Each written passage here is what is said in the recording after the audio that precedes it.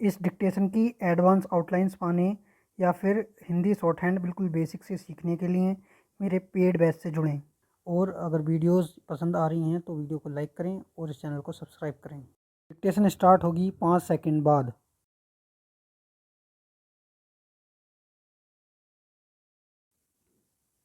Start.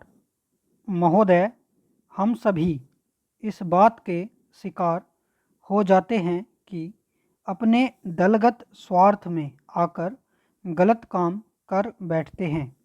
कभी भाषा और कभी किसी प्रदेश के स्वार्थ में ऐसे प्रश्न उठते हैं जो हमारे राष्ट्र की एकता को कमज़ोर करते हैं। अभी एक माननीय सदस्य ने यह प्रश्न उठाया और आरोप लगाया कि भारत सरकार कुछ प्रदेशों के साथ इंसाफ नहीं करती। भारत सरकार कुछ प्रदेशों के प्रति पक्षपातपूर्ण नीति अपनाती है। यही मनोवृत्ति है जिसमें एक प्रदेश को दूसरे प्रदेश के विरुद्ध भड़काया जाता है। एक जाति को दूसरी जाति के विरुद्ध खड़ा किया जाता है। एक धर्म को दूसरे धर्म के विरुद्ध खड़ा किया जाता है और एक भाषा और दूसरी भाषा वालों के बीच में भड़काव पैदा करके लड़ाई पैदा की जाती है। यही मनोवृत्ति है जिसको हमारे विरोधी दल के बहुत से लोग भड़का कर पैदा करते हैं। उनकी अपनी गलत नीतियों के कारण विशाल दृष्टिकोण नहीं होता है और वे ऐसे प्रश्नों को उभार कर अपना स्वार्थ सिद्ध करते हैं। स्पष्ट है कि ऐसे समस्त प्रश्नों का परिणाम हमेशा बुरा होता है। इसलिए मैं सभी राजनीतिक पार्टियों के नेताओं से अपील करना चाहूँगा कि जो प्रश्न हमारे देश के सामने हैं और जिन पर हम सबको चिंता हो रही है तथा जिनका हल निकालने की हम कोशिश करते हैं, उन तमाम प्रश्नों के ऊपर हम ठंडे दिल से विचार करें। श्री वाजपेयी ने एक अच्छी बात कही। उन्होंने कहा कि इन प्रश्नों का हल सड़कों पर नहीं होगा। मैं भी उनसे इस बात में सहमत हूँ कि इन प्रश्नों का हल प्रजातांत्रिक ढंग से ढूंढने का प्रयत्न करना चाहिए। हमें इनका हल प्रजातांत्रिक व्यवस्था के अंदर करना होगा। सड़कों के ऊपर इन प्रश्नों का हल नहीं हो सकता है। राजस्थान के अंदर जो अकाल पड़ा हुआ है और लोग मर रहे हैं, उसकी तरफ चिंता नहीं हो रही है। अब राजस्थान में जो संकट है और इस तरह के जो दूसरे प्रश्न हैं, उन पर हम लोग एक साथ बैठकर गंभीरता से विचार करें और उनका हल तलाश करें। खाली इस तरह से आरोप लगाने से और उपदेश देने से काम नहीं चलेगा।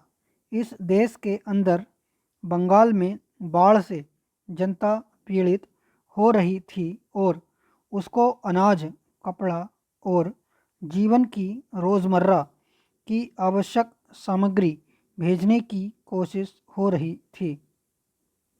महोदय, उस जमाने में रेलवे कर्मचारियों को भड़का करके हड़ताल करना और फलस्वरूप एक ऐसी व्यवस्था पैदा करना जिसके कारण बंगाल के पीड़ित लोगों की सहायता न की जा सकी, उचित कार्य था। लेकिन यह कार्य मेरे घर के भाइयों ने किया था। मेरा कहना है कि केवल उपदेश से काम नहीं चलता है। जब ऐसे प्रश्न आए तो उपदेशात्मक भाषाओं में ही फंस कर न रहा जाए, बल्कि आवश्यकता है कि ऐसे प्रश्नों पर सारे राजनीतिक दल देश हित को ध्यान में रखते हुए संजीदगी से विचार करें और उन सबका हल तलाश करें। आज श्री वाजपेयी ने प्रधानमंत्री पर कुछ आक्षेप किए। वे बड़े गुस्से में थे और इतने क्रोध में थे कि उन्होंने अपने मस्तिष्क का संतुलन खो दिया था। उन्होंने आरोप लगाया कि सरकारी कर्मचारियों के प्रयास से बड़ी बड़ी सभाएं की गईं। मैं वाजपेयी जी का गुस्सा और उनका असंतुलित होना समझ सकता हूँ।